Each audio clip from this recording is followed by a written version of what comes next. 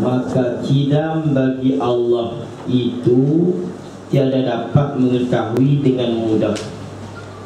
Bukan dapat tahu dengan mudah, melainkan kemudian daripada nazar, renung dan fikir pada dalil mustahil wujud daur dan tasasul di sana. Di sana ni dia ni pada bab kidam.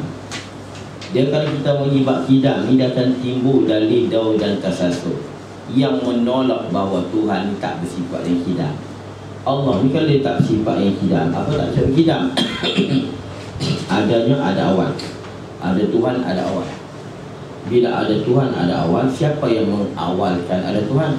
Jadi kalau Tuhan yang mengawalkan Tuhan, mesti ada Tuhan yang mengawalkan Tuhan yang mengawalkan Tuhan. Tuhan yang mengawalkan Tuhan yang mengawalkan Tuhan, mesti ada Tuhan yang mengawal. Tuhan yang mengawalkan Tuhan yang mengawal, yang mengawal Tuhan yang mengawal, mesti ada Tuhan yang mengawalkan. Pening tak? Pening tu dia yang panggil daur, berpusing. Kadang-kadang dia naik ke atas, dia naik ke atas tu tak sudah tak satu. Kalau dia patah balik dia daur. Tapi itu perbahasan nanti di kidam. Tapi dalil Tuhan bersifat yang kidam. Apa kidam? Ada dia tidak ada awal, tak ada siapa bagi jadi. Dalilnya kita kena guna pakai dalil daur dan tasasul. Daur ni berpusing, tasasul ni berantai, berangkaian, habis. Jadi maknanya kena bahas lah. Yang kena bahas, kena bincang. Itu dipanggil wajib nazari. Dan misal mustahil darurah. Mustahil darurah ni, ini sebut darurah lah. Daruri pun dia juga. Mustahil daruri ni apa dia? Seperti sunyi jirim daripada gerak dan diam. Jirim gerak pun tak, diam pun tak. Ada orang yang cerita kat kita, berapa jirim gerak pun tak, diam pun tak. Mana boleh? Kita kata mustahil. Tak, mustahil tu kena cari dalil ke tak? Tak perlu. Sebab realiti kitanya macam tu. Tak perlu cari dalil. Mana kita hukum kata jirim tu tak gerak tak diam dengan mustahil, dengan mudah sekali. Tanpa perlu kita berdalil, tanpa perlu tanya guru, fikir sendiri pun dah boleh. Tapi kalau kita kata baharu Tuhan tu mustahil, dia kena bahas juga kenapa mustahil. Timbul daur dan tasasul dan sebagainya.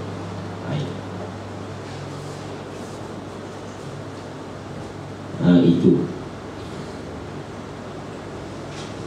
Maka misal di sana ambil. Dan misal mustahil daruri ataupun darurah seperti sunyi, jadi kosong jirim daripada gerak dan diam. Dan misal mustahil nazari, ini kita nak hukum dia mustahil ni kena renung dulu, kena fikir, kena bahas.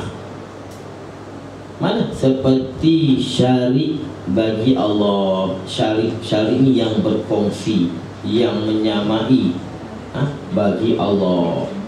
Tu syarik macam bini dia, anak kah, atau yang serupa dengan dia, tu syarik.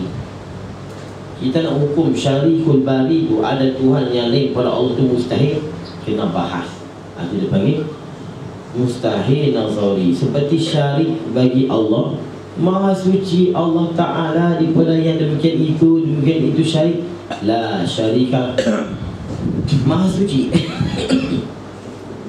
Apa maksud maha suci? Tak ada. No? Maha suci ni lagi tak ada, dia panggil istihalah. Tak ada benda-benda mustahil. Ini dia panggil hukum sifat, dan ini dia panggil aqwaidul iman. Inilah yang wajib kita kena tahu. Aqwaidul iman ni bukan tahu kita menghafal sifat Tuhan, menghafal sifat Tuhan dan menghafal sifat mustahil. Aqwaidul iman ni kita tahu hukumnya. Hukum sifat yang wajib mesti dia panggil wujubul wajibat. Hukum sifat mustahil istihalah tidak, dia panggil istihalatul mustahilat. Hukum perkara yang harus jawaz, dia panggil jawaz dan jaizat, harus dan boleh. Habis. Itu nanti akan datang saja, saya sebut dulu. Kepalanya nanti tak kredit dia lupa di depan nanti.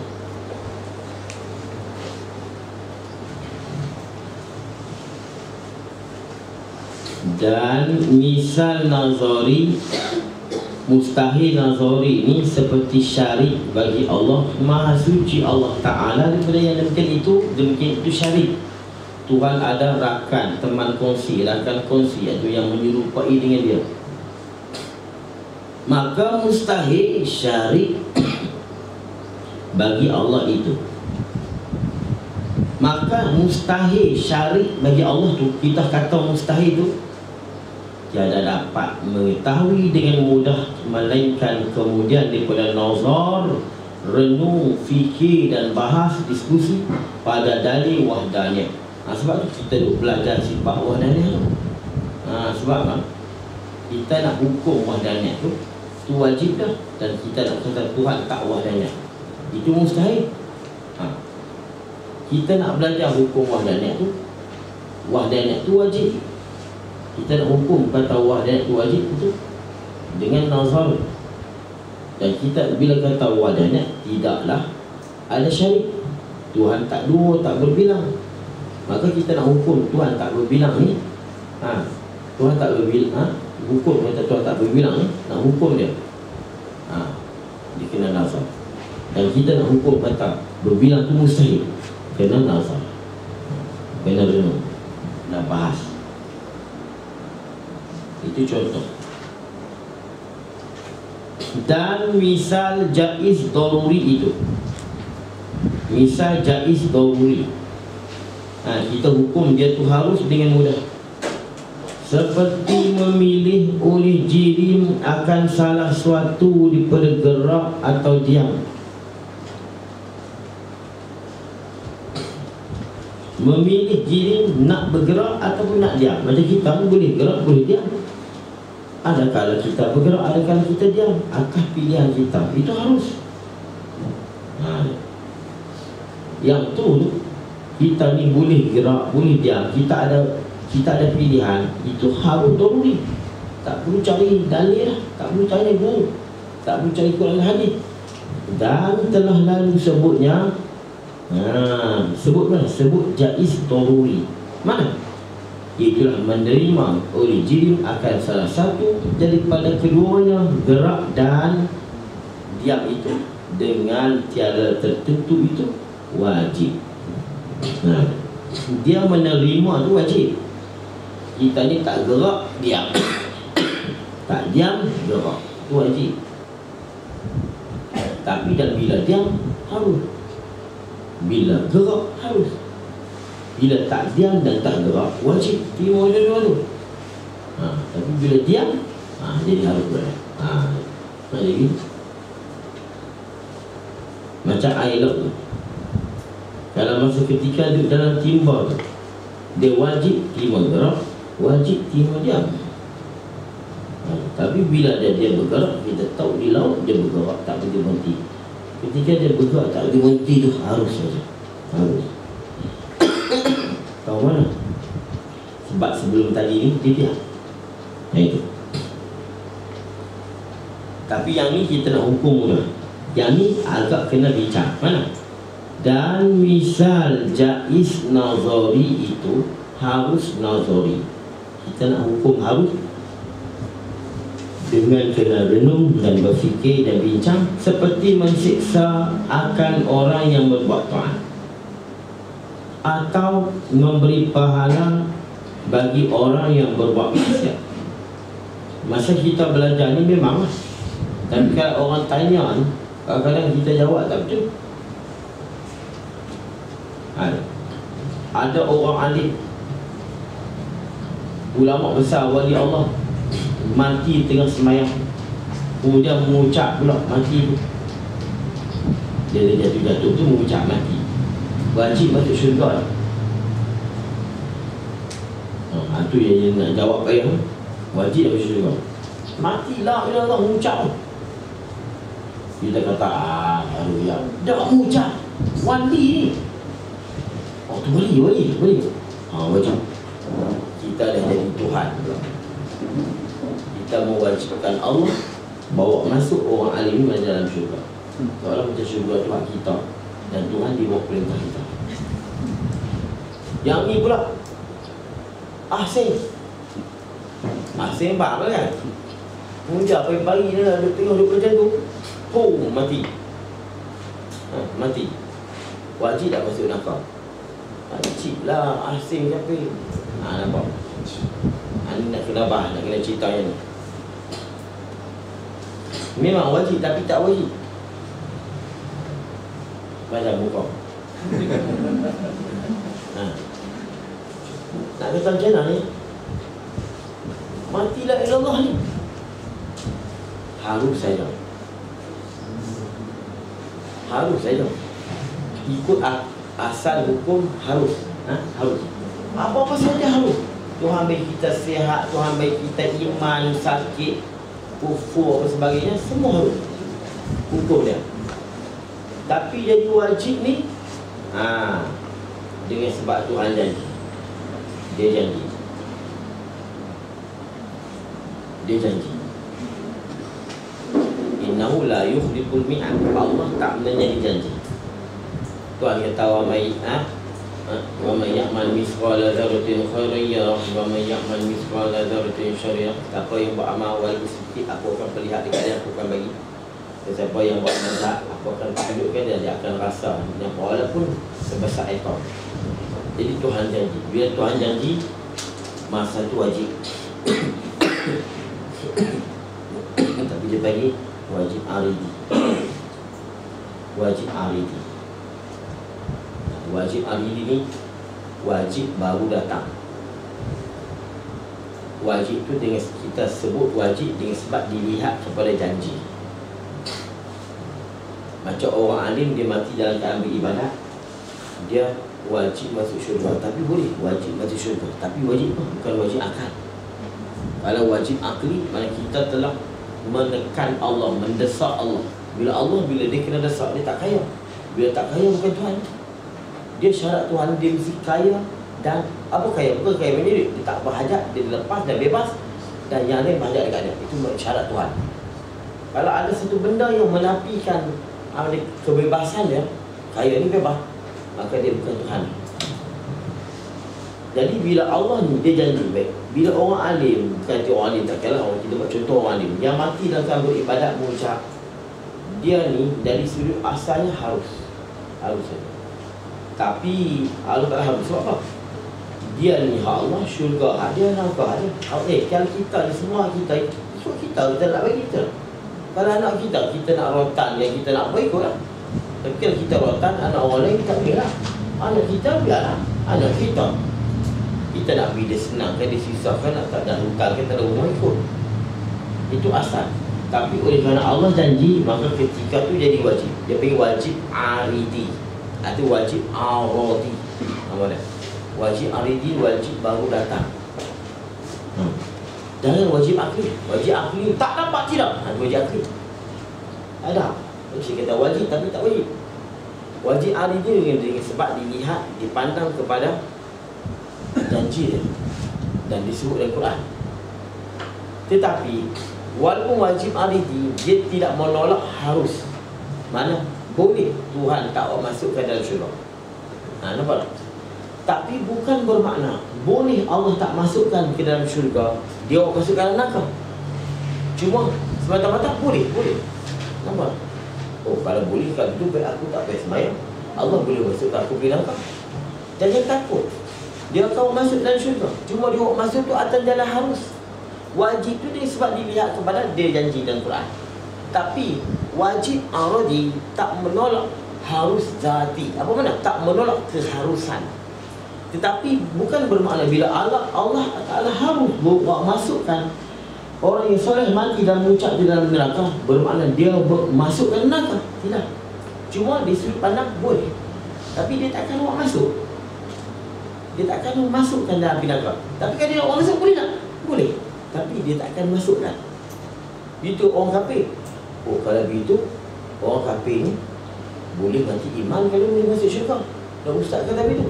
Memang dari sudut asalnya Allah bebas nak masukkan ahsan ke dalam syurga atau neraka. Sebab neraka tu hak dia, syurga dia, dan ahsan tu hak dia sendiri. Tapi ni sebab dia janji dan siapa yang kufur dengan dia masuk ke api neraka, maka ketika tu wajib. Jadi wajib aradi. wajib baru datang. Sebab apa? Wajib dengan kita lihat kepada janji dia dalam Quran. Tapi dari nisbah akal boleh tak? Boleh saja. Tapi ini sebab kita lihat kepada janji dalam Quran. Jadi bila kata Allah jadi wajib, tapi wajib ini tak menolak harus. Apa kena? Kalau Allah nak, tapi jangan tak berlaku lah. Sekiranya dia masukkan asin dalam syurga juga, boleh tak? Boleh. Sebab dia bebas, tak siapa boleh tekannya. Tapi bukan bermakna dia boleh masukkan asin dalam neraka. Dia masuk asin dalam syurga, dia masuk asin dalam syurga, dia masuk dalam syurga. Tak semesti. Kita ada duit, boleh membeli ikan dengan harga. Kita ada duit RM10 dan ada dijual ikan RM10. Kita boleh tak beli ikan RM10? Boleh. Tapi bukan bermakna kita boleh beli ikan, kita beli. Kita bebas nak beli atau tidak beli. Kita bebas. Macam kita janji kepada orang nak jual, kita pesan esok aku nak ikan 10 kilo, RM10. Hari itu dia bawa datang. Jadi sudut kita nak beli tak beli boleh. Sebab apa? Dia pun tak ada masalah. Dia pun boleh jual dekat orang lain. Dan dia tidak boleh hak memaksa. Kita belum bayar lagi. Tapi bila kita janji, kita kena bayar lah. Tapi berbayar tu bukan di mana dalam keadaan kita tak dapat, tidak kena bayar. Tapi atas dasar kemanusiaan, atas dasar agama, janji. Tapi kalau atas dasar bebas, dia tak boleh nak paksa kita. Duit kita. Kalau dia ambil, dia curi. Dia curi lah mana. Kita baru janji pun.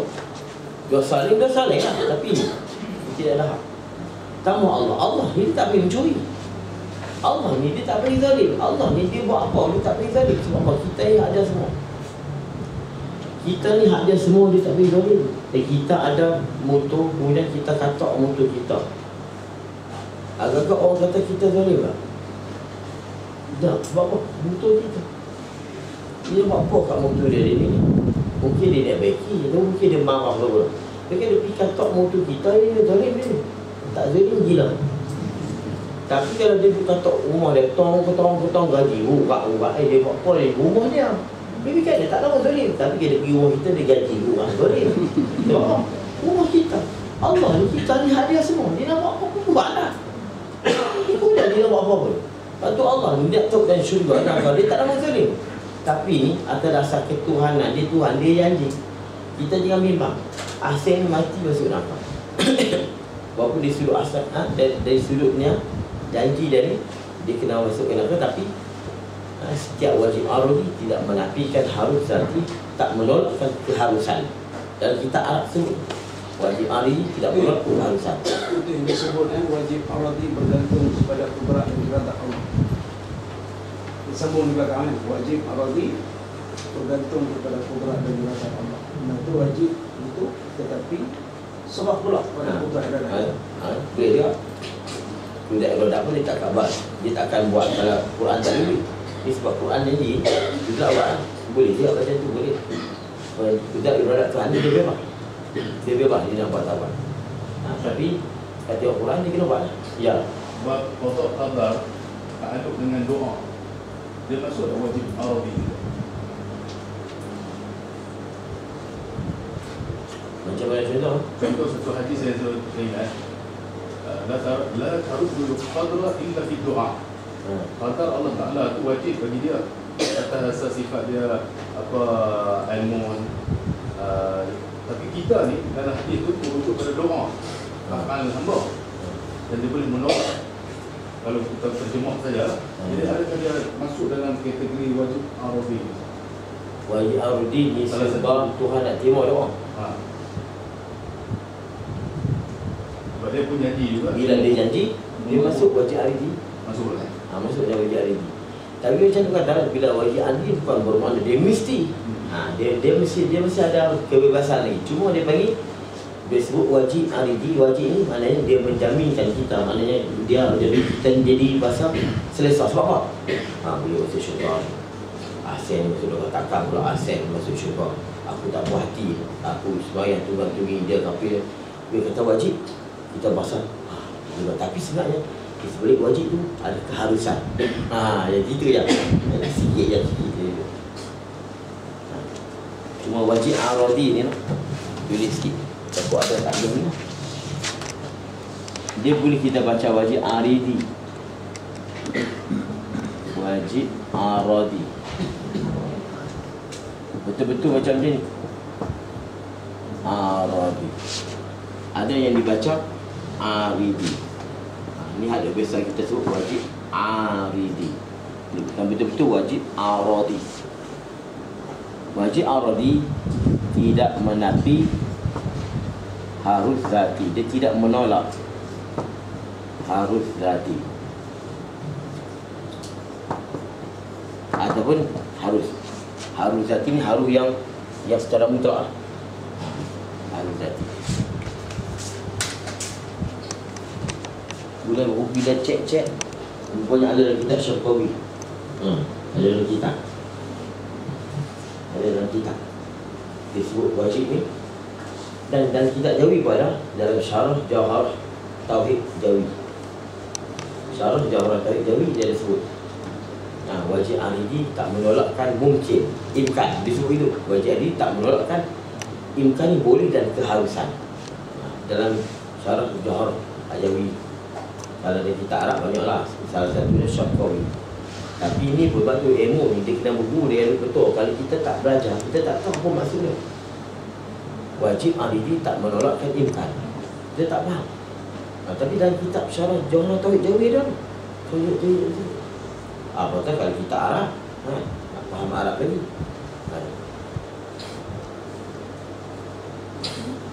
Baik.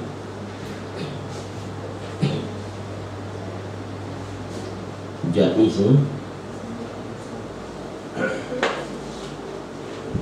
dan misal jaiz daruri itu seperti memilih oleh jirim akan salah satu daripada gerak atau diam. Dia nak gerak nak diam. Dan telah lalu sebutnya menerima oleh jirim ataupun ustaz kata tadi mungkin satu perabot ni. Mana harum ni dengan ditilik kepada tak wajib dengan ditilik kepada tidak iradat boleh juga. Tidak iradat. Dengan kita tilik. Jadi wajib dengan ditilik kepada tidak iradat dengan ketentuan iradat dan ilmu. Apa pun ni kalau kita tengok zahir ni kita ni Allah nak buat apa semua harus. Semua harus. Kita kata Ahmad dia Islam, dia mati masuk syurga. Harus ya. Sebab kita tak tahu dia mati dalam apa kita tahu. Tapi kalau di ilmu Allah tahu dan dia tentu dah dia ni mati dalam kafir. Masa tu kita kata Ahmad ni wajib mati dalam keadaan kafir sudah. Tapi dah kita tak tahu, kita kata harus lah. Sebab Zohir, sebab dia Islam. Macam mana kita ni nak ada anak 5 ke 3 ke harus, betul tak? Tapi kalau di ilmu Allah dah tentu dah dia ni aku nak bagi anak 3 wajib 3. Dia tak lepas. Dan tidak Tuhan tengok. Dia tentu 4 3 dia jadi 4. Tapi kita tak tahu apa dia ilmu dia. Jadi kita tutup benda tu, kita ambil yang Zohir, harus lah. Mana kita ni boleh lah. Boleh anak 3, boleh anak 5. Tapi kalau terbocor rahsia, mana Allah bocorkan, Allah tahu dan kita ni akan dapat 3 anak saja, wajib 3. Wajib 3. Tapi itu kita tak tahu. Bila kita pilih kepada kudrat iradat ilmu, wajib. Jadi suruh tu.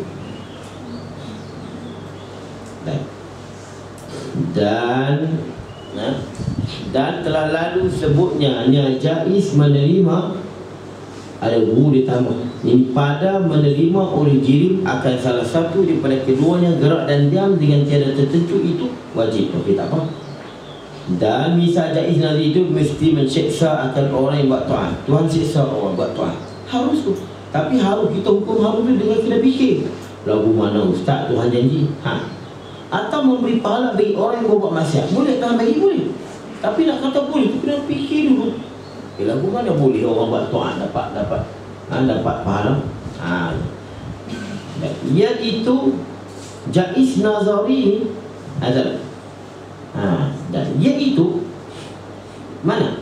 Mensiksa orang yang membuat taat dan memberi pahala orang buat maksiat akan sebalik daripada muqtada syarak, tuntutan syarak. Akannya mana? Sebalik. Apa sebalik? Syarak, siapa buat taat dapat pahala, siapa buat maksiat dapat dosa. Ni dia kata apa? Siapa buat taat dapat dosa, siapa buat maksiat dapat pahala. Dia panggil akan terbalik kau. Sebalik, melawani syarak. Itu mana dia? Iaitu menseksa orang yang membuat taat dan memberi pahala orang yang buat maksiat akan sebalik daripada muqtada kehendak syarak. Syarak macam ni. Bila kata syarak apa dia? Quran dah. Ada hadis saya sebut tadi.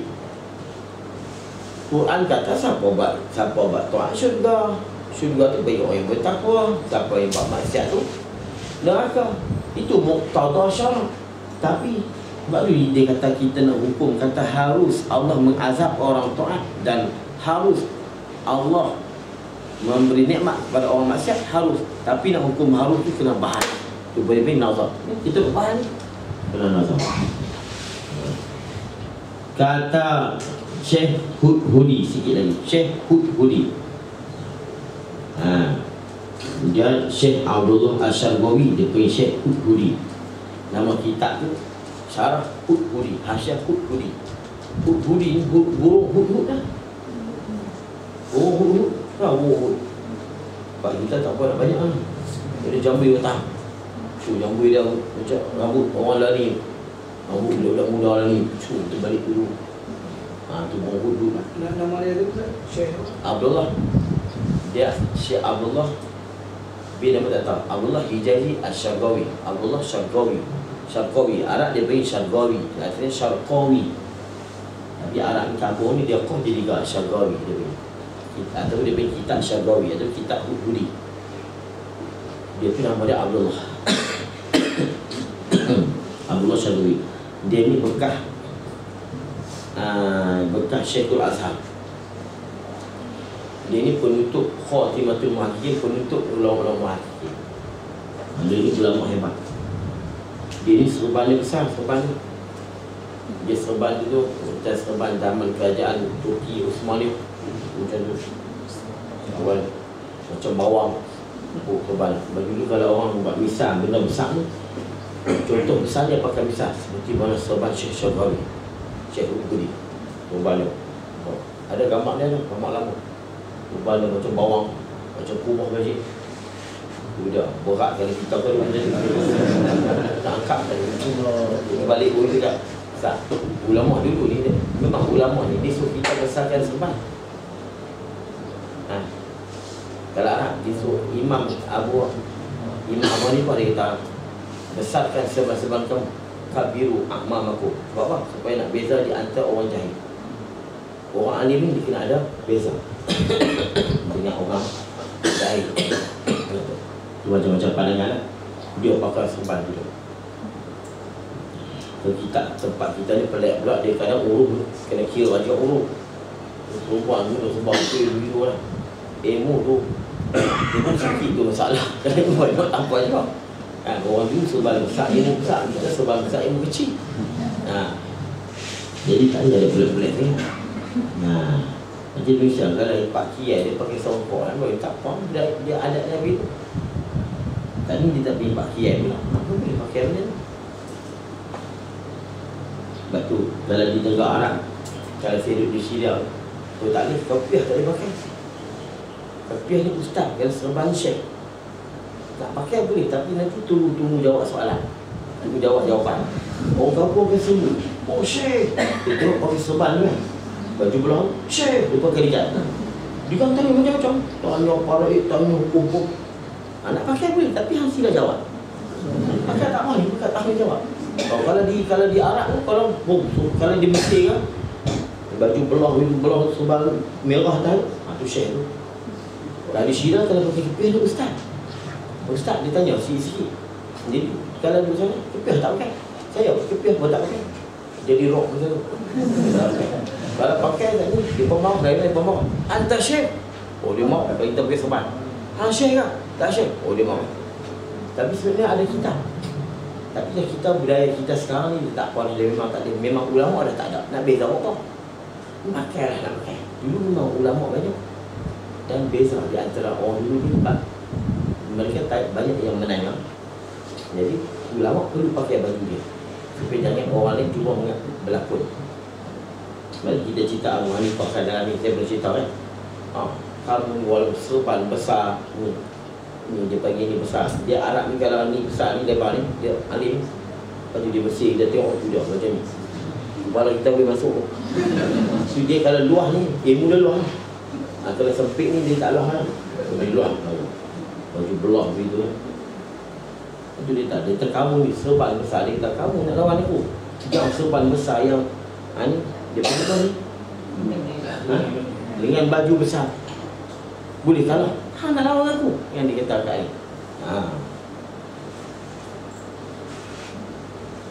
Tak apa kalau di Kudis dia keras itu. Kudis dia tak boleh langsung. Serban kena ada ijazah. Dia mesti alim.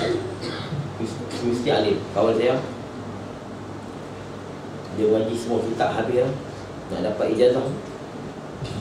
Ada ulama-ulama pun tanya soalan. Nak dapat serban, hubung, tanya, boleh jawab. Okey, semua dulu. Okey dulu. Bagi serban pakai. Serban tu satu hari, satu malam tak boleh buang. Tidur kau masih tanda kan? Dah pakai. Tidur dah pakai serban. Tak apa, tidur 3 hari masuk tanah. Kalau tu nampak pelik dia ni, masuk tanah. Pakai serban dia satu hari, satu malam. Dia ada ijazah lah. Ijazah serban. Baik segi Syekh Huduri, kata Syekh Huduri pada Syarah Ummul Barahim, dan hanya saja memulai oleh musannif akan karangan dengan membahagikan hukum akal. Kenapa disebut hukum akal ni? Kenapa tak terus sebut wujudnya, sifat-sifat Allah pada awal? Kerana kerana elak bagi memulai bahwasanya mukalah itu dituntut dengan mengenal barang yang wajib bagi Allah Ta'ala dan barang yang mesti atas Allah Ta'ala dan barang yang harum pada Allah Ta'ala. Kalau kita tak faham barang yang wajib, barang yang harum, barang yang mesti, lagu mana kita nak hukum? Kita nak bagi sifat ni, nak hukum tak? Itu kena faham elok. Kita bagi wujud kita bakar ni nak hukum. Wujud kita bakar nak hukum dengan wajib lah. Kita nak mengambil sifat mesti, nak hukum kan? Nak hukum dengan tidak, dengan mustahil. Jadi kita kena perlu faham apa itu wajib, apa itu mustahil dan apa itu harus, supaya mudah kita nak hukum kepada Allah. Sebab itu Syekh Sufi sikit lagi ya, sebab dia bersangkut lagi. Dan tiada dapat ia mukallaf menghukumkan atas sesuatu itu dengan bahawasanya ia sesuatu itu wajib atau ia jaiz atau ia mustahil, hingga mengetahui ia mukallaf akan hakikat sesuatu itu. Dia bagi pada kaedah al-hukmu ala syai' far'un an tasawwuri. Kita menghukum sesuatu tercabang daripada kita mengetahui dia. Al-hukmu ala syai' ni kaedah. Al-hukmu ala syai' far'un an tasawwuri.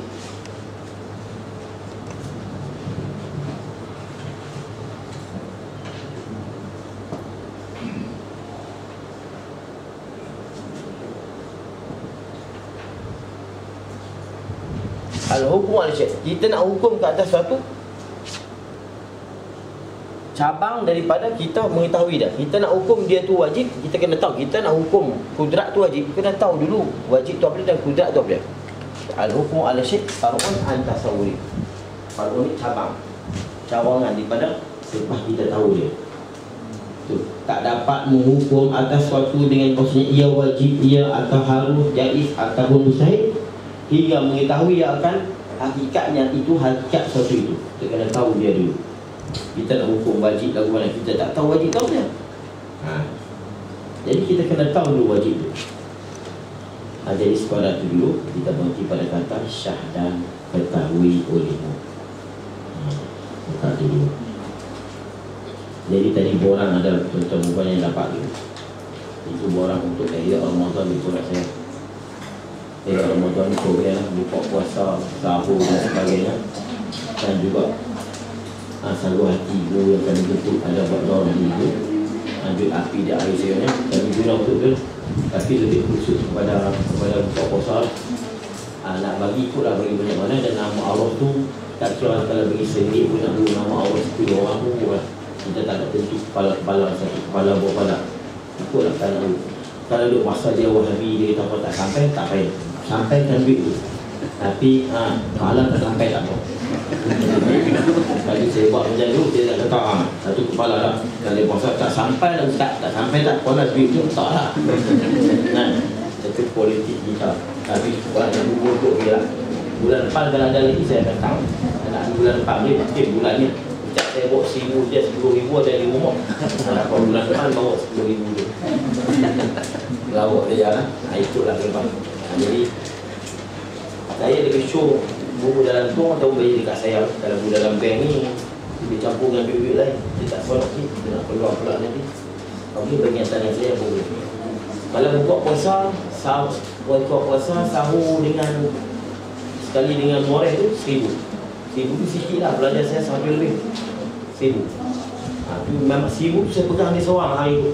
Buka puasa tak ada pun yang lain, dia seorang. Kalau bagi sikit kita akan campur kan. Allah.